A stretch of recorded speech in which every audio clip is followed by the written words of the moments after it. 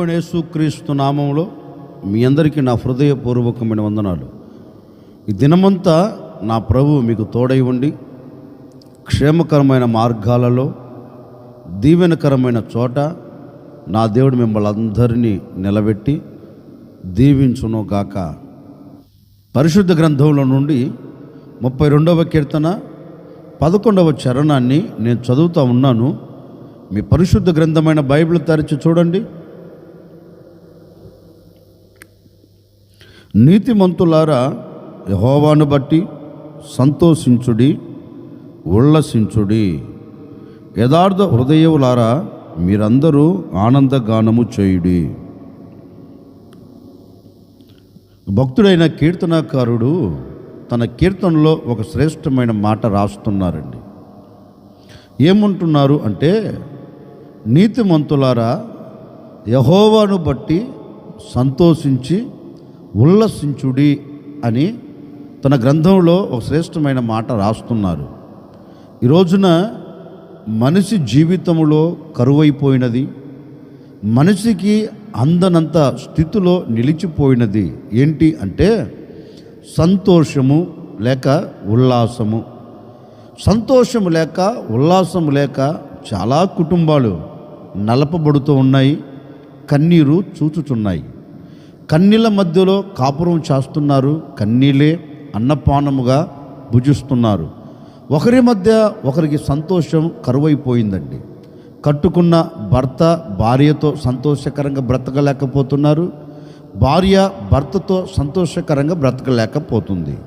కడుపున పుట్టిన కన్నబిడ్డలు కన్న తల్లిదండ్రులతో సంతోషకరంగా ఉల్లాసంగా ఉండలేకపోతున్నారు. చాలా కుటుంబాలు చెప్పే మాట ఏంటంటే, అయ్యా ఇది ఇల్లుగా లేదయ్యా, నరకముగా ఉందయ్యా అని చెప్పేవారు కొందరు, చెప్పని వారు మరికొందరు. ఎందుకు కారణం ఏంటి అంటే ఆ కుటుంబంలో ఒక ఆనందకరమైన బ్రతుకు లేదండి. ఆ కుటుంబంలో ఒక సంతోషకరమైన అనుభవాలు లేవు. చాలా కుటుంబాలు గమనించండి, తినేదానికి తిండి ఉంటుంది, కట్టుకునేదానికి బట్టలు ఉంటాయి, కానీ బ్రతుకులో లేనిది ఏంటి అంటే సంతోషం. బ్రతుకులో ఏంటి లేదు అంటే ఆనందం. బ్రతుకులో కరువైపోయింది ఏంటి అంటే సమాధానం. అన్నీ ఉన్నాయి బాబు, కానీ ఇంట్లో సంతోషం సమాధానం లేదయ్యా. అన్నీ ఉన్నాయి, ఏనికి తక్కువ ఏమి లేదు బాబు. ఇంట్లో ఉన్న ఇళ్ళ పాదంతా ఉద్యోగాలే చేస్తున్నారు. ఇంట్లో ఉన్నవారికి ఏది తక్కువ లేదయ్యా, అందరూ ఒక ఉన్నతమైన స్థితిలోనే ఉన్నారు, కానీ ఇంట్లో సంతోషం లేదు, ఇంట్లో నెమ్మది లేదు అనే మాట ఈ రోజున ప్రతి మానవుణ్ణి, ఈ రోజున ప్రతి వ్యక్తిని, ప్రతి కుటుంబాన్ని పలకరిస్తుందండి. కారణం ఏంటి అంటే సంతోషం లేకపోతే ఏముంటుంది ఆ ఇంట్లో? కన్నీళ్ళే కదా. ఆనందం లేకపోతే ఆ ఇంట్లో ఏముంటుంది? కన్నీరే కదా. ఉల్లాసం లేకపోతే ఆ ఇంట్లో ఏముంటుంది? అసమాధానమే కదా. అంటే ఈ అనుభవాలలో ఒకవేళ ఈనాటి వరకు నీ కుటుంబం నిలిచిపోయిందేమో నాకు తెలియదండి. ఈ అనుభవాలలో నీ కుటుంబం నడిపించబడుతూ వేదనకు గురై ఒకవేళ అల్లల్లాడుతుందేమో నాకు తెలియదు. వీటన్నిటికీ ప్రబలమైన కారణం ఏంటి అని పరిశుద్ధ గ్రంథాన్ని మనం చదివితే ఏది? ఉల్లాసం లేకపోయేదానికి, ఆనందం లేకపోయేదానికి, సంతోషం లేకుండా కుటుంబాలు కలవరాల మధ్యలో నిలబడడానికి ప్రబలమైన కారణం ఏంటంటే లేఖనం అంటుంది, మీరు యెహోవాను నమ్ముకోలేదు. అందుకే దానిపై వాక్యంలో కూడా రాయబడిన మాట ఏంటంటే, యెహోవా యందు నమ్మకం ఇంచు వానిని కృప ఆవరించును. ఎందుకు ఈ రోజున కుటుంబాలలో సంతోషం కరువైపోయింది అంటే నీవు యెహోవా మీద నమ్మకం ఉంచట్లేదు. అంటే నా దేవుడు నాకు సంతోషాన్ని దయచేస్తాడు, నా దేవుడు నాకు ఆనందాన్ని కలగచేస్తాడు, నా దేవుడు ఈ కష్ట దినాలను తీసివేస్తాడు, నేను నా కుటుంబం, నేను నాకు కలిగిన సమస్తం సంతోషకరంగా ఉండగలుగుతాము అనే ఒక నమ్మకం దేవుని మీద నీకు లేకపోయినందున నీ బ్రతుకుల్లో సంతోషం కరువైపోయిందండి. ఈ ఉదయకాల సమయంలో సేవకుడిగా నేను మీతో చెప్పాలనుకున్న మాట ఏంటంటే, ఈ సంతోషం కానివ్వండి, ఈ ఉల్లాసం కానివ్వండి నీ కుటుంబంలో నిలిచి ఉండాలి అంటే, నీ బ్రతుకుల్లో నిలిచి ఉండాలి అంటే నీవు చేయవలసినది ఒకటే, నీవు యెహోవా మీద నమ్మకం ఉంచిన ఎడలా, నీవు ఆయనను నమ్మిన ఎడలా, అంటే కన్నీళ్లతో ఉన్న నీవు, కష్టములో ఉన్న నీవు, ఆనందము లేని నీవు, సంతోషము లేని నీవు, ఉల్లాసము లేని నీవు దేవుని మీద నమ్మిక ఉంచు. తప్పక నా దేవుని మీద నేను నమ్మకం ఉంచాను గనక నా దేవుడు ఈ అనుభవాలను తీసివేసి నా బ్రతుకునకు ఒక సంతోషాన్ని కలగచేస్తాడు, నా బ్రతుకునకు ఒక ఉల్లాసాన్ని దయచేస్తాడు అని ఒక నమ్మకం నీవు దేవుని మీద ఉంచగలిగితేనండి, నమ్మిన ఏ వ్యక్తిని కూడా ఆయన చెయ్యి విడిచిపెట్టడే, నమ్మిన ఏ వ్యక్తిని కూడా ఆయన దూరం చేసుకోడే, నమ్మిన ఏ వ్యక్తి జీవితంలో కూడా వేదనను ఆయన చూచేటట్లుగా చేయడే, ఆనందం చూచున్నట్లుగా నీవు ఆయనకు సమీపంగా ఉండేటట్లుగా ఆయన నీ పట్ల అద్భుతం చేస్తాడు. అందుకే ఈరోజు ఆయనను నమ్ము. నువ్వు ఎవరివైనా కావచ్చండి. నీవు ఏ స్థితిలో నిలబడి ఈ మాటలు వింటున్నా, ఏ పరిస్థితులు నిన్ను ఆవరించి ఈ మాటలు వింటున్నా వరకు నీవు మనుషుని నమ్మి వేదనకు గురి అయ్యావేమో, నీవు మనుషుని మీద ఆధారపడి ఆవేదనను చూస్తూ వచ్చావేమో, నీవు నమ్మిన వారే నిన్ను కంట కన్నీరు పెట్టేటట్లుగా చేశారేమో. నాకు తెలియదండి, మానవుని నైజం ఏంటంటే నమ్మిన వారిని మోసం చేయటం, నమ్మిన వారి కంట కన్నీరు కార్చేటట్లుగా చేయగలిగిన వాడు మానవుడు. కానీ నీవు నమ్మిన మానవుడు నిన్ను మోసం చేయొచ్చు, నీవు నమ్మిన వాడు నిన్ను అదో పాతాళానికి త్రొక్కి పడవేయచ్చు. కానీ నీవు దేవుణ్ణి నమ్మితే, నేను ప్రకటించే యేసుక్రీస్తును నమ్మితే ఎక్కడ నీవు కూరుకొని పోయినా, ఎక్కడ నీవు కుమిలిపోతున్నా, ఎక్కడ నీవు అలాగే గొప్పగా కోల్చబడినా ఆ చోట నుంచి నా దేవుడు నిన్ను లేవనెత్తి నీ కంట కన్నీరు తుడిచివేసి నీ హృదయమునకు ఆనందాన్ని కలగచేస్తాడు. మరలా నీవు ఉల్లసించున్నట్లుగా, మరలా నీవు పరవశించున్నట్లుగా, నీవు పరవలు త్రొక్కున్నట్లుగా దేవుడు ఒక అద్భుతమైన కార్యం జరిగిస్తాడు. ఆ అనుభవాలు నీకు కావాలంటే ఈరోజు నువ్వు దేవుణ్ణి నమ్మితే, నీవు దేవుని మీద ఆధారపడితే ఆయన నీవు ఆనందపడేటట్లుగా నీ కుటుంబం పట్ల అద్భుతం జరిగించబోతున్నాడు. నీ కుటుంబానికి ఉల్లాసాన్ని దయచేయబోతున్నారు. ఈనాటి వరకు లేని సంతోషం, ఈ క్షణం వరకు లేని ఉల్లాసం, ఈ మాటలు వింటున్న నాటి నుండి, క్షణము నుండి నా ప్రభు నీకు ఉల్లాసాన్ని కలగ చేయబోతూ ఉన్నాడు. నా ప్రభు నీకు సంతోషాన్ని కలగ చేయబోతున్నాడు. ఎలాంటి మరణకరమైన పరిస్థితుల్ని ముంగిటి నిలబడినా వాటి నుండి నా దేవుని బయటికి తీసుకొని రాబోతూ ఉన్నాడు. ఎలాంటి క్లిష్ట పరిస్థితులు నిలబడినా నీవు సంతోషం చూచినట్టుగా అద్భుతం చేయబోతూ ఉన్నాడు. వాటన్నిటిని అణచివేయబోతూ ఉన్నాడు. అందుకే లేఖనంలో కూడా చక్కని మాట రాయబడిందండి. యూదా ప్రజలు దేవుని సన్నిధిలోనికి వెళ్ళి ఎలుగెత్తి ప్రార్థన చేస్తున్నారండి. అంటే వారికి కలిగినది ఏంటి అంటే మరణం. వారిని పలకరించేది ఏంటంటే మరణం. మరణం వారిని పొంచి ఉండగా, మరణం వారి ముంగిటి నిలబడి వారి హృదయ తలుపును తట్టుచూ ఉండగా యూదా ప్రజలందరూ చేరి దేవుని సన్నిధిలో ఎలుగెత్తి ప్రార్థన చేస్తున్నారండి. అంటే యెహోవాను నమ్ముకున్నారు, యెహోవా మీద ఆధారపడ్డారు.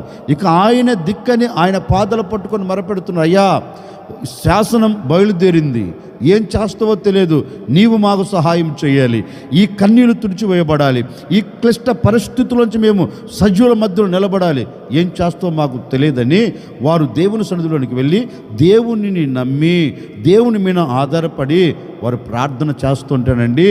ఏ దేశంలో అయితే మరణం ప్రకటించబడిందో ఆ దేశంలో దేవుడు మరణాన్ని నిరర్ధకం చేసి మరణావస్థలోనికి వెళుతున్న ప్రజలకు ఏం కలగచేశాడు? కన్నీళ్ళ మధ్యలో ఉన్న ప్రజలకు ఏం కలగచేశాడు? కన్నీరును తుడిచివేసి వారి హృదయం నిండా ఆనందాన్ని దయచేసి వారి కంటి నిండా ఆనందాన్ని కలగచేసి వారి కంట కన్నీరు కనపడకుండా దేవుడు తుడిచివేశారు. లేఖనంలో రాయబడిన మాటను తెలుసండి. ఆ దినమున, ఏ దినమున? వారు యెహోవాను నమ్మిన దినమున. ఏ దినమున? యెహోవాను ఆధారము చేసుకున్న దినమున, యెహోవా యొద్దకు వెళ్ళిన దినమున దేవుడు వారి ప్రార్థనను విని వారి కంట కన్నీరు రాకుండా తుడిచివేయుటకు హస్తాన్ని చాపాడండి. లేఖనం అంటుంది, ఆ దినమున వారు దుఃఖమును మాని సంతోషం వచ్చిన నెలని సంబరాలు చేసుకున్నారంటండి. ఆనందగానములతో కొనసాగించబడ్డారంటండి. వారి హృదయం ఉల్లసించిందంటండి. కారణం ఏంటి అంటే ఏ మానవుని మీద వీరు ఆధారపడలా, ఏ అధికారుల మీద వీరు ఆధారపడలా, ఏ వ్యక్తి దగ్గరికి వెళ్ళి మాకు సహాయం చేయమని కోరుకోలేదండి. తిన్నగా దేవుణ్ణి నమ్మారు. వారు ఆరాధించే దేవుణ్ణి నమ్మారు, వారిని సృష్టించిన దేవుణ్ణి నమ్మారు గనుకనే వారి బ్రతుకులో ఏం కలిగిందంటే కన్నీరు తుడవబడి కంట కన్నీరు కొట్టివేయబడి వారి హృదయంకు ఆనందం కలిగి సంతోషంతో బ్రతికారంటండి. ఇప్పుడు నేను కూడా మీతో చెప్పాలి అనుకున్న నా దేవుని మాట ఏంటంటే, నిజమే, ఒకవేళ మరణము లాంటి పరిస్థితులు నీ ముంగిటి నిలబడ్డాయా, ఆర్థిక ఇబ్బందులు నిన్ను వేదనకు గురి చేస్తున్నాయా, అనారోగ్య వ్యవస్థ నిన్ను గొప్పగా కూల్చి పడవేస్తుందా, నీ కుటుంబంలో నెమ్మది లేకుండా ప్రశాంతత లేకుండా శ్రమలన్నీ నిన్ను చేరి నిన్ను చుట్టు పడవేసి ఒకవేళ నిన్ను మరణావస్థలకు తీసుకుని వెళుతున్నాయా, ఏ క్షణం ఏం జరుగుతుందో, ఏ క్షణం ఏది వినాలో, ఏ క్షణం ఏది జరుగుతుందో అనే ఆలోచనతో గొప్పగా కూల్చబడుతున్నావా? భయపడవలసిన అక్కర్లేదండి. ఏ పరిస్థితి అయినా కావచ్చు. చివరి క్షణము, ఒకవేళ ఈ చివరి క్షణంలో నా దేవుని మాటలు వింటున్నావేమో, అయినా పర్వాలేదు. ఈరోజు దేవుని మీద నువ్వు ఆధారపడితే ఒక్కసారి దేవుని నమ్ము. ఇప్పటి వరకు మనుషులను నమ్మి మోసపోయావు కదా, ఇప్పటి వరకు మనుషులు నమ్మి మరణావస్థలోనికి వచ్చావు కదా, ఇప్పటి వరకు మనుషులను నమ్మి గొప్పగా కోల్చబడ్డావు కదా. ఈ ఉదయకాల సమయంలో మనుషులను నమ్మిన నీవు మనుషులను విడిచిపెట్టి ఇప్పుడు నిన్ను సృష్టించిన సృష్టికర్త అయిన యేసుక్రీస్తు మీద నీవు ఆధారపడితే, ఆయనను నమ్ముకుంటే, ఆయన పాదాలు పట్టుకుంటే, ఎలాంటి మరణకరమైన పరిస్థితులు నీవు ఉన్నా, ఎలాంటి అవమాన పరిస్థితులు గొప్పగా కోల్చబడినా, ఎలాంటి ఆర్థిక ఇబ్బందుల మధ్యలో నలపబడుతున్నా, ఎలాంటి అనారోగ్య సమస్యలు నువ్వు గొప్పగా కోల్చబడుతున్నా, ఆ చోట నుండి ఈరోజు నేను లేవనెత్తున్నట్లుగా, నీవు లేపి సమాజంలో నిలబడినట్లుగా నా దేవుని మీద నీవు ఆధారపడితే తప్పక నేను లేవనెత్తబోతూ ఉన్నాడు. నీ కన్నీరును తుడిచివేయబోతూ ఉన్నాడు. నీ హృదయమునకు ఆనందాన్ని కలగ చేయబోతూ ఉన్నాడు.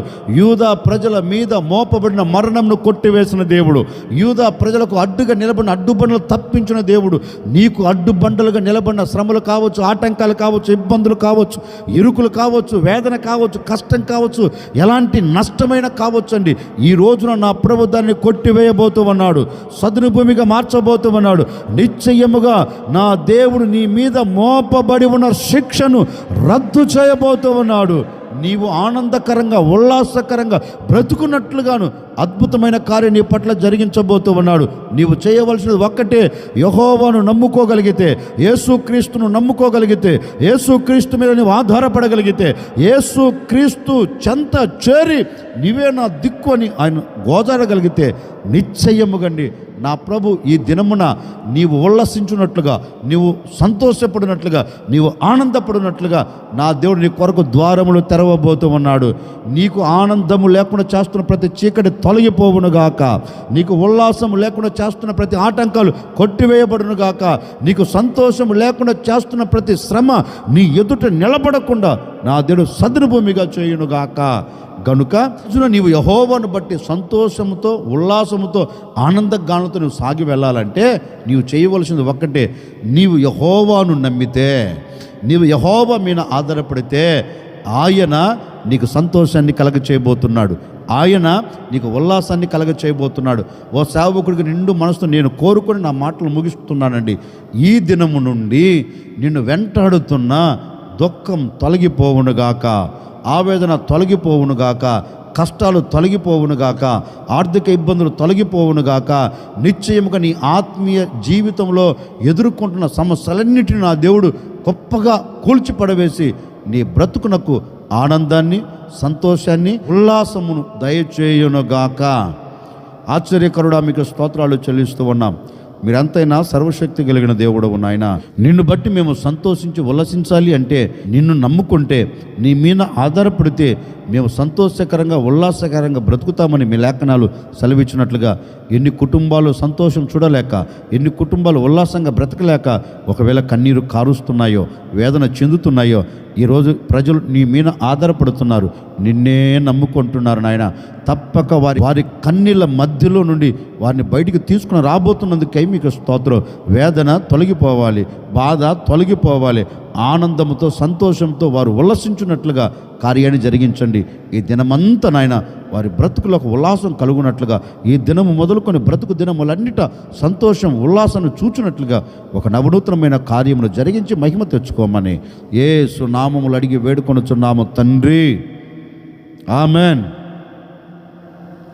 ఈ దినము నుండి నా ప్రభు మీకు తోడై ఉండి మీ కన్నీళ్లను, మీ వేదనను, మీ కష్టమును తీసివేసి నా దేవుడు మీ కుటుంబాల్లో సంతోషమును, ఉల్లాసమును, ఆనందాన్ని నిలబెట్టి మీ బ్రతుకు దినములన్నిట ఎక్కడ కన్నీరు, కష్టము లేకుండా నా దేవుడు ఉల్లాసముతో నింపునుగాక.